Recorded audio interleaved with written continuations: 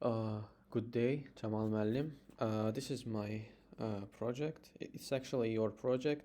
I haven't edited any source files in context of features. I haven't added any features. I just wrote some tests on current functionalities. I have four additional ones. First one is added to functional tests. The other two is add unit tests, which are a little bit short. And here I have another test in web interface tests. These lines are just for debugging for myself, so just ignore it. Okay, it's just uh, the other tests are your tests, like first one, second one is yours, and I just wrote the third continuation part of this part, which is updating the test, updating the user that you created in test case. And then here it will just update it and then check if it is on the list. Updated student is on the list in this URL.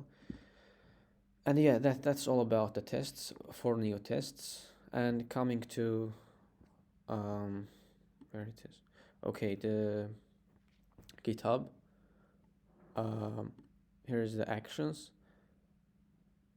and my workflows. I have done several stuff, so the last ones are all valid. I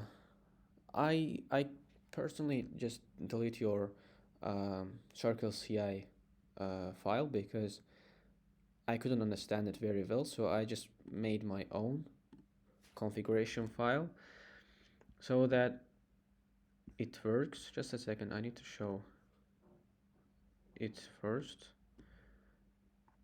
It's in the GitHub workflows directory with the name of main YAML. And in here it just triggers the configuration file when I push or have a pull request on main branch. If I have another one, I would add it. And in here it runs on Ubuntu latest. It's default actually, anyway. And in here it just builds Maven. And actually I just separated all of them. There is another way of dealing with these tests in simple like single line, but I just done it in different steps in order to make it easy for me to debug, to see at what step I see errors. I had some errors, so I just didn't just wrote mvn test director of tests. I just wrote them separately, like with separate separate file names, the configurations, I don't know. Anyway, and coming to actions again,